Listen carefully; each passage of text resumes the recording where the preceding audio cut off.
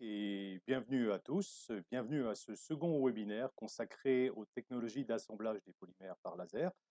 Tout d'abord, comme la dernière fois, je tiens à vous remercier pour votre participation. À nouveau, vous êtes nombreux cet après-midi, preuve que cette technologie suscite de l'intérêt. La dernière fois, nous avions parlé des différentes étapes pour une intégration réussie. Nous avions vu en particulier l'importance de considérer le procédé dans son intégralité. Tous les éléments sont importants, que ce soit la nature des matériaux, bien sûr, la topologie des pièces, les outillages. Aujourd'hui, je vous propose qu'on aborde le soudage des polymères sous l'aspect mise en forme du faisceau laser. On verra durant cette présentation déjà qu'il existe plusieurs solutions technologiques pour amener le faisceau au niveau de la zone de soudage. Et puis surtout, on verra qu'en fonction des matériaux et surtout en fonction de leurs propriétés thermiques, les caractéristiques optiques des faisceaux laser seront particulièrement importantes, que ce soit en termes de performance. On peut se douter que plus un laser est puissant, plus les performances en termes de temps de soudage seront rapides, mais surtout en ce qui concerne la qualité des soudures. En fonction des caractéristiques du faisceau, on verra qu'on peut arriver à des soudures soit optimisées, soit insuffisantes, voire même dégradées. On va voir tout ça ensemble. Alors, très rapidement, parce que je pense que vous connaissez tous un peu le procédé d'assemblage, je vous rappelle le principe de l'assemblage par transparence. Alors, pourquoi l'assemblage par transparence? Parce que c'est aujourd'hui une des technologies les plus utilisées en ce qui concerne le soudage des polymères par laser. Il repose sur le principe de transmission optique du rayonnement laser à travers les matériaux. Alors, qu'on soit dans le visible ou dans le proche infrarouge, les comportements sont à peu près similaires. Les matériaux, pour peu qu'ils ne soient pas chargés ni colorés, sont globalement transparents au niveau du rayonnement. Donc, on va utiliser cette propriété, transparence, qu'on va pouvoir moduler en incorporant soit des additifs, des charges ou plus généralement des couleurs, le noir de carbone étant un très bon absorbant. Donc, si on superpose deux matériaux, on va l'hybrider et on va venir avec un faisceau laser qui va irradier l'ensemble. Le faisceau laser va passer à travers le premier matériau qui est transparent pour interagir au niveau de l'interface avec le matériau inférieur. Il va en résulter un chauffage de l'ensemble, du matériau inférieur, et par diffusivité thermique, on va atteindre un équilibre de température au niveau de la zone d'interface. Une fois que la température de soudage est atteinte, mobilité des macromolécules, enchevêtrement de ces macromolécules, on laisse refroidir et on a généré un soudage. Donc, pour apporter l'énergie au niveau de la zone d'interaction, plusieurs technologies laser existent. Je vais vous en présenter quelques-unes. Alors, celle qui est la plus utilisée aujourd'hui, c'est ce qu'on appelle le scanner. À proprement parler, les scanners, ce sont plutôt des miroirs galvanométriques. Deux miroirs sur lesquels passer le faisceau laser, et par leur orientation, on sera capable de décrire une trajectoire quelconque. Donc l'avantage de la solution, c'est bien sûr la flexibilité, puisque par simple programmation, vous êtes capable de générer les trajectoires que vous voulez, la facilité de programmation, pardon, et un des avantages également, c'est que avec ces systèmes, vous êtes capable de générer des mouvements très très rapides. Qui dit mouvement très rapide veut dire que vous pouvez passer plusieurs fois sur la même zone, ce qui va permettre d'avoir un échauffement plus homogène au niveau de la surface des matériaux. Et donc, si vous avez des pièces avec des défauts de contact initiaux, on sera capable de le rattraper avec cette technologie. Alors, au chapitre des inconvénients, qui dit scanner dit forcément dimension de traitement limitée, généralement de quelques centimètres à quelques dizaines de centimètres, généralement réservé à des pièces planes, et puis la typologie de la pièce peut faire que on peut avoir des problèmes d'accessibilité du faisceau laser. Ça peut se régler à partir du moment où on considère la conception de la pièce en adéquation avec le système galvanométrique. Autre solution, on peut également associer un laser ou un système optique à un robot ou une table à commande numérique. Donc là, les avantages, c'est qu'on pourra traiter des pièces de très grande dimension. On pourra également traiter des pièces tridimensionnelles avec les mouvements du robot. Et puis, on a moins de problèmes en termes d'accessibilité du faisceau laser. Par contre, au revers de la médaille, c'est qu'en règle générale, vous allez aller moins vite qu'avec un scanner et donc vous ne pourrez pas passer plusieurs fois de manière limitée sur la même pièce. Donc, c'est un peu plus sensible en ce qui concerne les défauts de contact. C'est un peu moins utilisé aujourd'hui. Autre solution, alors je vous présente le multifibre, mais il y a d'autres solutions qui existent également, où là, on va faire une irradiation continue globale de l'ensemble de la pièce. Donc là, vous voyez avec un système avec plusieurs fibres, on verra par la suite qu'il y a d'autres systèmes qui existent également. Donc là, l'avantage, c'est que vous chauffez de manière uniforme la pièce, et si vous avez des défauts de contact, ce sera beaucoup plus simple à rattraper. Vous avez également des temps de soudure qui, sous réserve d'avoir un système suffisamment grand, adapté, des temps de soudure qui deviennent indépendants de la longueur, de la dimension de la zone à souder. Et puis, c'est également plus simple en ce qui concerne l'accessibilité du faisceau laser. Au revers de la médaille, c'est que c'est un peu plus complexe à mettre en œuvre. C'est moins flexible parce que c'est un système qui est développé à façon. Et puis, les coûts qui peuvent être également plus importants. On peut également imaginer amener le faisceau laser sur des pièces circulaires, par exemple, avec des soudures radiales, où vous allez faire tourner la pièce ou tourner le faisceau laser. Alors vous allez me dire, ce n'est pas forcément si pratique que ça, mais on verra par la suite qu'il existe des solutions où vous pourrez, sans aucun mouvement, ni du laser ni de la pièce, apporter l'énergie de manière radiale au niveau de la pièce. Donc là, on vient de voir qu'il y a plusieurs solutions qui existent pour amener l'énergie au niveau du matériau. Question qu'on peut se poser, quelle énergie sera nécessaire pour chauffer le polymère? Et comment va se comporter le matériau sous l'effet du rayonnement? Alors, ça peut sembler un peu trivial à dire comme ça, mais pour chauffer un matériau, il faut bien évidemment lui transférer de l'énergie. La quantité d'énergie qu'il va falloir apporter va dépendre bien évidemment de la température que l'on veut atteindre, va dépendre de la masse, du volume, on va dire, de la matière à chauffer, et également des capacités thermiques des matériaux. En fonction des types de matériaux, eh bien, vous aurez besoin d'amener plus ou moins d'énergie. Vous avez un tableau sur la droite où vous voyez, par exemple, que pour chauffer à température égale un polymère, un polyamide 6, par exemple, vous avez besoin de plus d'énergie que pour un aluminium. Alors, l'énergie, on va amener cette énergie, comment est-ce qu'on va faire? On va utiliser bien sûr un laser. L'énergie produite par les lasers est transportée par des paquets de particules. C'est ce qu'on appelle des photons, ce sont des quasi-particules qui sont extrêmement petits, de masse nulle. Ils se déplacent à la vitesse de la lumière et quand ils percutent une particule de matière, ils leur transmettent leur énergie. Les atomes s'agitent et il en résulte une élévation de température. Plus la fréquence est élevée, plus ce rayonnement possède de l'énergie. C'est-à-dire que l'énergie véhiculée par l'onde est d'autant plus importante que la longueur d'onde est courte. Donc cette énergie, on va l'amener sur un matériau polymère. Qu'est-ce qui va se passer? Il y a plusieurs éléments, enfin plusieurs choses qui peuvent se passer. Déjà, une partie de l'énergie sera réfléchie. Pour les matériaux polymères, on peut considérer sans trop de problème que cette réflexion est négligeable par rapport aux autres. Donc, une partie est réfléchie très faible, une partie est transmise et une partie est absorbée. Toute la question, c'est de savoir quelle est la balance entre transmise et absorbée. Comme je vous l'ai dit tout à l'heure, dans le visible et dans le proche infrarouge, pour la plupart des matériaux non chargés, non colorés, le faisceau laser va passer à travers. Si on veut effectivement qu'il y ait une interaction, un échauffement, on va rajouter généralement soit des additifs, soit des couleurs, généralement du noir de carbone, fonctionne très bien et permet d'avoir un bon échauffement. Donc, énergie transformée en chaleur. Maintenant, que va devenir cette chaleur? Parce que je vous rappelle, dans le procédé de soudage par transparence, la chaleur est déposée au niveau du matériau inférieur et non pas dans les deux matériaux. Donc, il va devoir y avoir un transfert de chaleur entre ces deux matériaux. Et qu'en est-il pour les matériaux polymères? Comment se passe ce transfert de chaleur? Eh bien, vous savez très certainement, la conduction thermique est très différente en fonction des matériaux.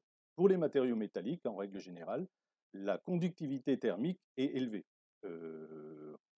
Par exemple, on utilise dans des ordinateurs des échangeurs en cuivre qui permettent d'évacuer la chaleur sans problème. Pour les matériaux polymères, c'est un comportement vraiment très très différent. Les matériaux polymères sont caractérisés par un coefficient de conduction thermique qui est très faible. C'est-à-dire que la chaleur va rester localisée à un endroit. Vous avez une illustration au centre. Vous voyez par exemple des glaçons qui ont été posés sur des supports plastiques et aluminium. Eh bien, sur l'aluminium, comme il y a un transfert thermique qui se fait relativement facilement, le glaçon fond, alors que ce n'est pas du tout le cas pour les matériaux plastiques. C'est d'ailleurs pour ça qu'on utilise généralement du polystyrène pour isoler les glaces en été quand il fait bien chaud. Donc partant de là, que va-t-il se passer si je viens irradier des matériaux avec des propriétés thermiques différentes? Donc là, à gauche, un matériau avec une conductivité thermique élevée, un matériau métallique par exemple, et à droite, un polymère. Eh bien, comme vous le voyez, dans le matériau métallique, vous avez une diffusivité thermique qui est importante. Le faisceau vient chauffer la matière et la chaleur va se propager dans l'ensemble du volume. Alors que pour les matériaux polymères, elle reste localisée globalement au niveau de la zone d'interaction avec une pénétration qui restera relativement faible. Et là, ça peut être problématique parce que, effectivement, comme la chaleur ne diffuse pas, si vous continuez à amener de l'énergie, vous pouvez rapidement dépasser le seuil de dégradation de la matière et carboniser votre polymère. Alors, une illustration de ce qu'on peut voir dans ces deux types de matériaux, à gauche un matériau métallique, à droite un polymère, vous voyez clairement que ce qu'on appelle la ZAT, la zone affectée thermiquement, au niveau des matériaux métalliques, est relativement large. Alors qu'au niveau du polymère, elle reste localisée près de la zone d'interaction. Alors, quelle est l'importance du profil énergétique du chauffage sur les matériaux polymères? Partant de là. Alors, ce qu'il faut déjà savoir, c'est que un laser est caractérisé par différents éléments. Généralement, on parle de puissance, on parle de longueur d'onde, mais il faut bien comprendre qu'il y a également un paramètre qui est important, qui est ce qu'on appelle le profil de puissance. Imaginez faire une coupe à travers le faisceau laser et regardez quelle est la répartition de puissance. Alors, il y a plein de profils énergétiques qui existent. On va en retenir deux. On va retenir un profil qu'on trouve assez souvent, ce qu'on appelle un faisceau de profil gaussien. La densité de puissance est de type gaussienne. Ce sont des faisceaux qui sont très énergétiques au centre, avec une diminution quadratique sur le bord. Beaucoup utilisé pour tout ce qui est soudage métallique. On a besoin d'un faisceau très agressif. C'est généralement obtenu avec des lasers du type fibre, disque, etc. Mais il existe également d'autres profils, dont en particulier un qui va nous intéresser, c'est ce qu'on appelle le profil top hat, où là, vous avez une répartition de puissance qui est homogène sur tout le faisceau. Alors, si on se focalise sur ces deux profils énergétiques, que va-t-il se passer si on irradie un matériau polymère? Eh bien, ça va dépendre des matériaux polymères. Alors, pour ceux qui étaient là lors du premier webinaire, je vous avais présenté ce graphe où on voit en fait les plages de température d'utilisation, on va dire, des matériaux polymères. Alors, on va être à nouveau très basique. En bleu, le matériau est trop froid. En rouge, il est trop chaud, il va se dégrader. Et en jaune, c'est la plage d'utilisation, la plage de soudabilité. Et on voit qu'on a des différences considérables en fonction des matériaux. On prend par exemple un polyéthylène haute densité. Vous voyez déjà que la gamme de température elle est relativement basse. Elle tourne autour de 160 degrés, elle commence. Mais la plage est très large. Alors qu'un polyamide 6 ou un polycarbonate, par exemple, vous voyez déjà les températures sont plus élevées, mais ça, c'est pas très grave parce qu'avec un laser, on va facilement pouvoir l'atteindre. Mais la gamme de température, elle est vraiment très, très réduite. On passe facilement du pas soudé à matériaux dégradés. Reprenons ce dont on a parlé tout à l'heure, faisceau gaussien et faisceau de type top hat, et prenons par exemple le cas du polyéthylène haute densité dont j'ai parlé tout à l'heure, où la gamme de température est très large. Donc là, on voit sur le graphe de droite les deux profils énergétiques. En bleu, la température en deçà de laquelle le matériau n'est pas soudé, en rouge, au-delà duquel il est dégradé. Donc là, on voit qu'avec les deux profils énergétiques, dans tous les cas, on aura une soudure qui sera relativement homogène. Sera un peu moins large pour le faisceau gaussien, tout simplement parce qu'effectivement, la décroissance étant, on va dire, différente, on va arriver à un moment en dehors de la zone de soudage. Mais on a quelque chose qui fonctionne relativement bien.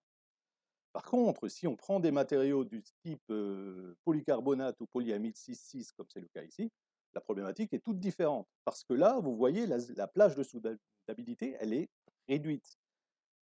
Autant au niveau du profil top hat, en jouant sur la puissance, on va y arriver, il n'y a pas de souci, on arrivera à obtenir un cordon homogène. Autant, bah, avec un faisceau gaussien, c'est très très différent parce que très rapidement, on va soit dépasser la température critique, soit eh ben, on sera en dessous et on aura un cordon qui sera très très large. Donc là, j'ai représenté par exemple en bas une situation où vous avez une dégradation en centre, ce qui est rouge, et deux cordons périphériques correspondant bah, à la plage de soudabilité. Alors, illustré par des photos. Donc là, vous avez, je pense que c'était un polyéthylène avec une plage qui est très large. Le type de faisceau, c'était un faisceau, alors un profil énergétique, on verra la différence tout à l'heure, un profil énergétique de type gaussien. Donc là, on voit clairement, après essai d'arrachement, que la soudure est localisée au centre du cordon. En périphérie, on voit que l'interaction était insuffisante pour avoir une bonne tenue. Si on reproduit ça, mais sur un matériau de type, là c'est un polycarbonate, vous vous rappelez, la plage de soudabilité elle est très faible, on voit très clairement, ben, au centre, on a dégradé la matière.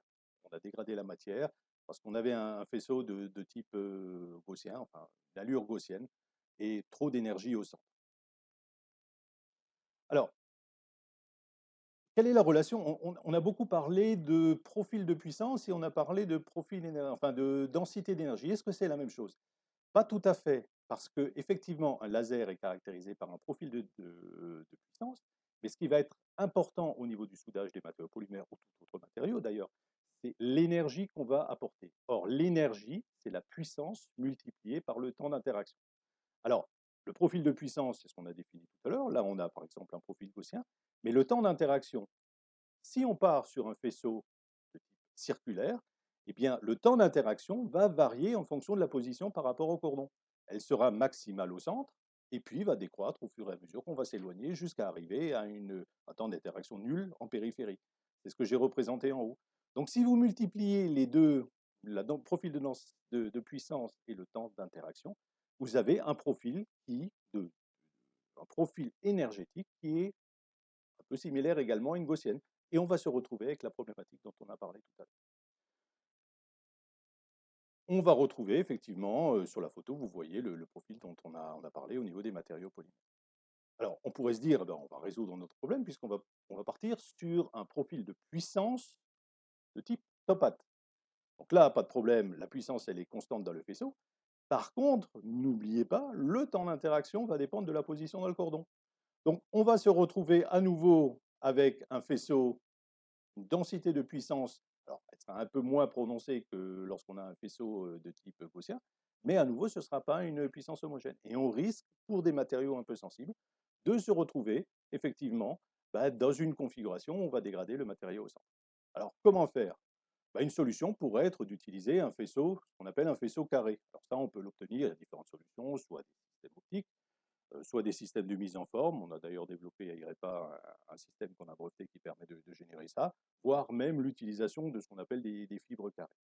Donc, sur le principe, ça marche bien parce que la puissance, elle est homogène, le temps d'interaction sera homogène, donc tout va bien. Vous voyez en bas à droite en bleu, la densité d'énergie est constante dans tout le faisceau. Donc là, on se dit, jackpot, on a gagné, tout va bien.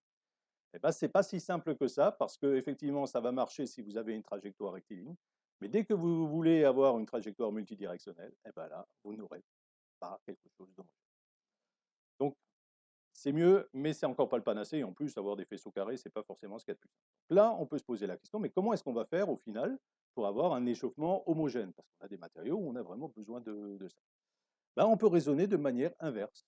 Se dire, bah, je sais que la densité d'énergie, c'est la densité de puissance fois le temps d'interaction. Je veux une densité d'énergie qui est constante. Le temps d'interaction va être défini par mon faisceau qui est circulaire, pas de problème de là. Donc la question, c'est quelle densité de puissance j'ai besoin? Eh bien, très simplement, enfin simplement en faisant des calculs, on arrive à un profil de ce type-là. Simplement en multipliant effectivement le profil densité de puissance par le temps d'interaction, vous voyez que vous arrivez à quelque chose de bon. C'est ce qu'on appelle le profil M-shape. Donc, ça a été identifié par des travaux qui ont été réalisés dans le cadre d'un programme qui s'appelle Polybright, avec différents partenaires en Allemagne. Bon, la question qui se pose maintenant, c'est oui, c'est bien beau de me présenter un profil comme ça, mais comment est-ce que je peux l'obtenir de manière concrète? Eh bien, il y a plusieurs solutions qui vont permettre d'y arriver. La plus simple et la plus utilisée, c'est ce qu'on appelle la vobulation. Alors, qu'est-ce que c'est la vobulation? La vobulation est associée à l'utilisation d'un scanner. On va conjuguer au mouvement de déplacement, donc le mouvement qui va suivre le profil du cordon, un mouvement de balayage circulaire ou elliptique très rapide qui va permettre de balayer le faisceau laser et de générer un faisceau qui ressemble un petit peu à ce que vous avez en bas à droite. Et là, si vous regardez, vous voyez qu'au final, le faisceau, il est plus souvent périphérique qu'au centre. Donc, ça veut dire qu'effectivement, j'homonéise la distribution d'énergie et je vais donc casser un petit peu mon profil gaussien que j'avais tout à l'heure. Et en fait, ça marche vraiment très très bien, hein. On arrive avec ce principe à des résultats qui sont vraiment très satisfaisants, puisque vous voyez, pour le matériau dont je vous ai parlé tout à l'heure, un polycarbonate, on passe d'un profil dégradé à un profil tout à fait, enfin, une soudure qui est tout à fait homogène et qui est parfaitement résistante. Donc, deux avantages à utiliser ça, un profil énergétique adapté, donc on va limiter les risques de dégradation du polymère et on va avoir une soudure plus homogène. Et puis, il y a un petit bonus par rapport à ça, c'est qu'on va pouvoir, avec ce système, jouer sur la largeur du cordon. Si vous voulez élargir votre faisceau sans changer d'optique, sans défocaliser, etc., vous pouvez, en jouant sur la population, élargir votre faisceau. Ça, c'est un réel avantage qui est apporté par cette technologie. Alors, au chapitre des inconvénients, il y en a évidemment, ça nécessite un scanner avec les limitations dont on a parlé tout à l'heure. Il y a une phase de mise au point, mais c'est un peu normal. Et puis, on peut avoir une vitesse, des performances un tout petit peu réduites en termes de puissance ou de temps d'interaction. Alors, pourquoi? Parce que vous allez élargir votre faisceau, et quand vous allez élargir votre faisceau, forcément, vous allez perdre un petit peu en densité de puissance. Autre chose, vous n'allez pas pouvoir aller aussi vite sur la périphérie, tout simplement parce que si vous allez trop vite conjuguer au mouvement de rotation, vous allez faire un petit peu du tricotage. Mais il n'empêche que ça marche vraiment très très bien. Autre solution, il y a des fabricants de lasers qui proposent aujourd'hui des systèmes laser associés à des fibres optiques qui génèrent directement un faisceau de type M-shape, sans avoir besoin d'artifice quelconque. Donc vous utilisez ce système, branchez à votre système optique habituel, et ça va fonctionner vraiment très très bien. Alors les avantages, c'est un système évidemment directement intégrable, une mise au point qui peut être plus rapide, et puis il n'y a pas cette notion de balayage. Donc vous pouvez, si vous l'associez à un scanner, aller à nouveau très très rapidement. L'inconvénient, c'est que c'est un système dédié avec forcément un coût associé. Enfin, il existe d'autres solutions, comme par exemple les éléments d'optique diffractive. Ce sont des composants optiques qui utilisent les caractéristiques ondulatoires de la lumière pour réaliser une fonction optique spécifique pour une longueur d'onde à nouveau spécifique. Ces composants optiques possèdent une surface microstructurée, comme vous pouvez le voir, qui diffracte la lumière selon un motif adapté. La lumière est ainsi redistribuée avec très très peu de pertes. Elle permet par exemple de générer un ou plusieurs faisceaux qui présentent des caractéristiques similaires à celles du faisceau d'entrée à une distance définie.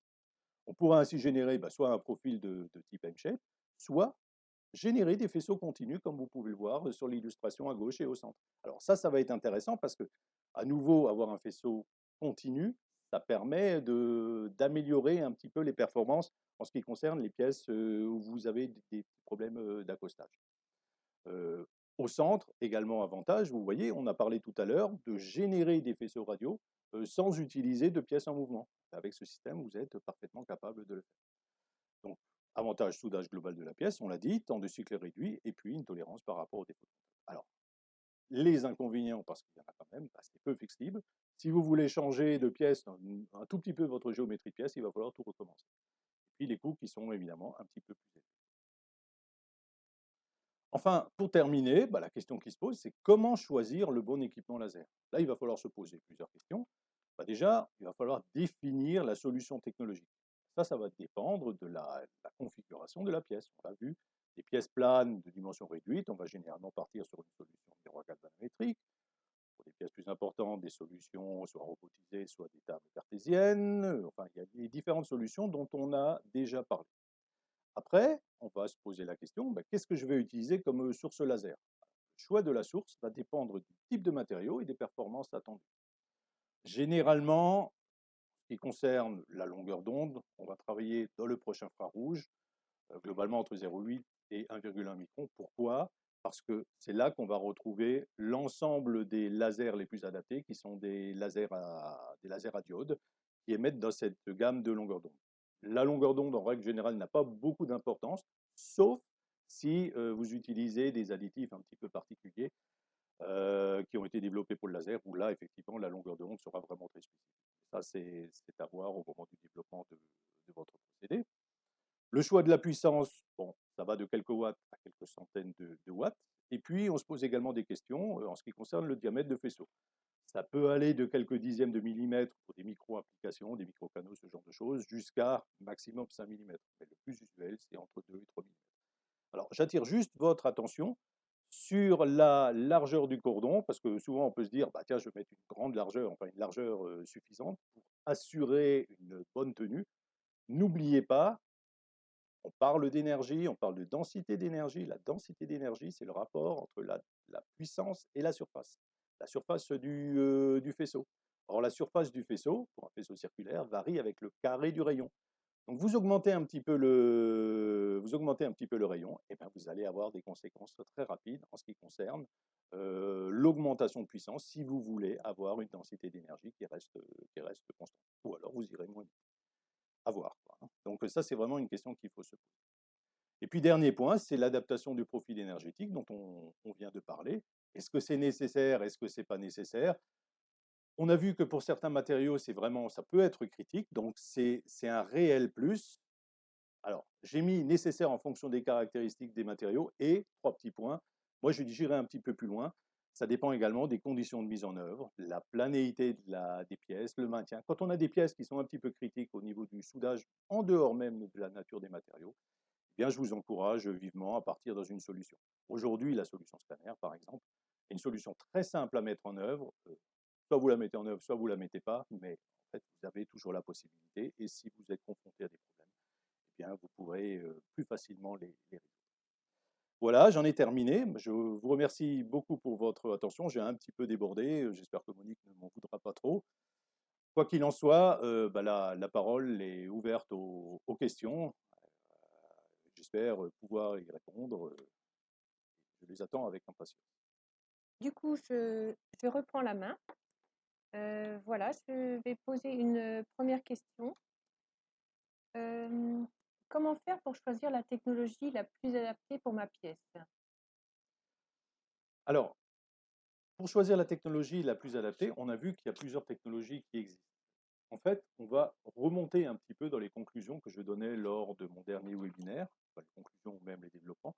Je dirais qu'il faut vraiment considérer le procédé d'assemblage dans sa globalité.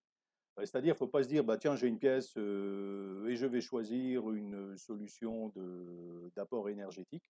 Il faut vraiment voir au niveau de la conception de la pièce et des solutions technologiques. Il faut vraiment que ça matche entre eux.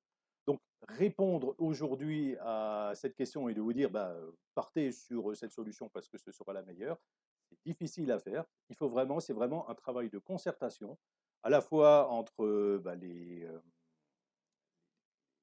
propriétés recherchées au niveau de la pièce, au niveau de ses caractéristiques, et au niveau du système de mise en œuvre de faisceau. On va vraiment conjuguer tout ça pour définir la solution laser la plus adaptée.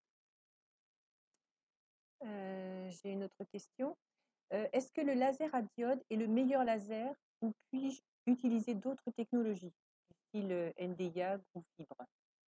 Alors, comme je vous ai dit, au niveau des lasers, on va considérer plusieurs caractéristiques. La longueur d'onde, la puissance, l'émission. Alors, le mode d'émission, c'est un mode d'émission continu qu'on utilise. Alors, c'est vrai que si on prend ces trois paramètres, ben, on va retrouver les lasers que vous avez décrits, hein. Les lasers à diode, les lasers fibres, par exemple. Maintenant, il y a également les caractéristiques du faisceau dont on a parlé. Il faut savoir que les lasers fibres, bon, en fonction des types de lasers, ont des profils énergétiques qui se rapprocheront peut-être plus d'une gaussienne, généralement. Encore, ça va dépendre. Mais je dirais que c'est pas forcément le laser le plus adapté. Aujourd'hui, les lasers les plus adaptés pour du soudage polymère restent et de loin les lasers à diode.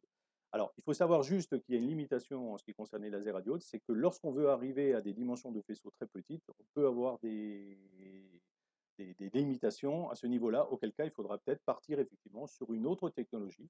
On parlait tout à l'heure de quelques dixièmes, un laser à diode ne permettra pas ou difficilement d'atteindre cette dimension. Donc là, on partira peut-être sur des lasers fibres, d'autres types de lasers, oui, types de lasers, où là, comme on aura des faisceaux qui sont peut-être un petit peu plus agressifs, la notion de population sera également primordiale en fonction des types de matériaux. Très bien. Est-ce que la vobulation est efficace sur tous les matériaux et quel en est le surcoût? Alors, elle est efficace, je dirais qu'elle est efficace sur tous les matériaux. Elle sera plus efficace sur certains matériaux dont on a parlé, hein.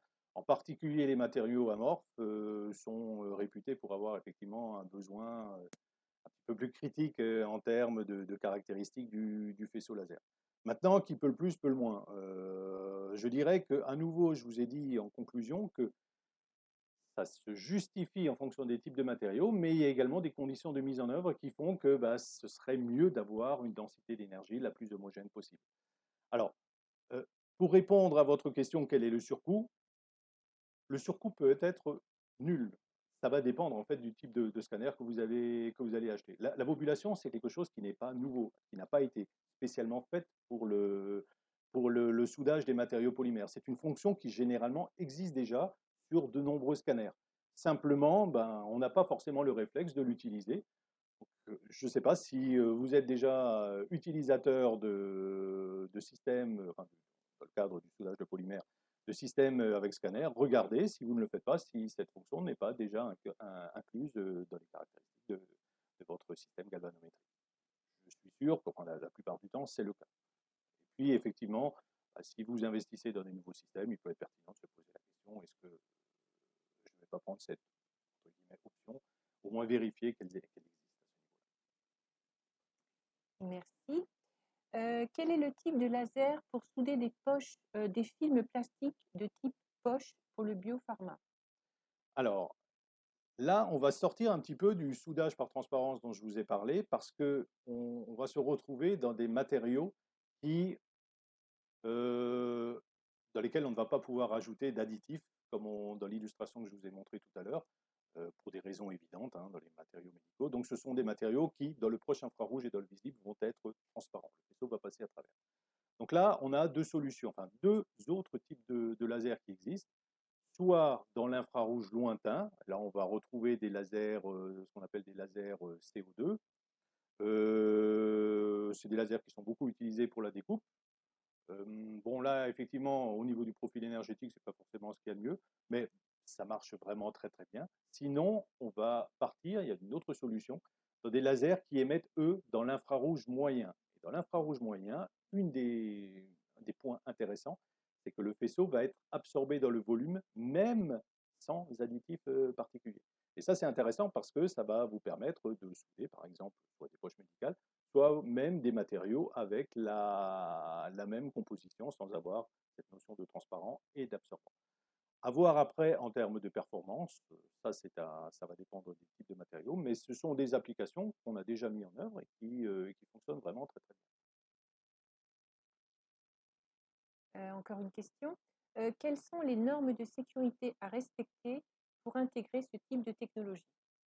Eh bien, c'est très simple. Franck Rigolet, notre spécialiste sécurité, serait plus à même de répondre que moi, mais je veux dire, c'est très simple. Il faut que votre laser soit dans ce qu'on appelle en classe 1. Classe 1, c'est-à-dire aucun danger pour l'opérateur. Donc, ça veut dire que tout votre système devra être intégré dans une cellule qui est isolée, dans laquelle il n'y a pas de possibilité pour que le faisceau s'échappe. Donc, ça veut dire qu'effectivement, une enceinte isolée, mais on peut, potentiellement, c'est nécessaire, avoir tout de même des fenêtres qui vous permettent de regarder à l'intérieur. Encore, on peut se demander quel est l'intérêt, parce qu'on pourrait mettre des caméras si nécessaire. Mais je dirais qu'aujourd'hui, c'est quelque chose qui est vraiment bien maîtrisé, hein. Il n'y a pas de problème de ce côté-là, on sait faire. C'est vraiment tous les systèmes aujourd'hui, laser qui existent dans le domaine industriel, euh, sont ce qu'on appelle en classe 1, c'est-à-dire sans danger aucun pour l'opérateur. Merci Pierre-Alain. Bah, écoute, Pour le moment, je n'ai pas d'autres questions, hein, donc Alors, on peut merci à en vous. arriver à la conclusion. Voilà, je voulais juste dire, déjà vous remercier à nouveau d'avoir participé et puis, n'hésitez pas à revenir vers nous si vous avez des questions, si vous avez des projets. On est vraiment là pour ça. On a une expérience depuis quelques années et on sera tout à fait à même, je pense, de vous aider dans votre projet de soudage de polymère. Voilà, très bien. Ben, merci à tous. Je vous souhaite, pour ma part, une bonne fin d'après-midi.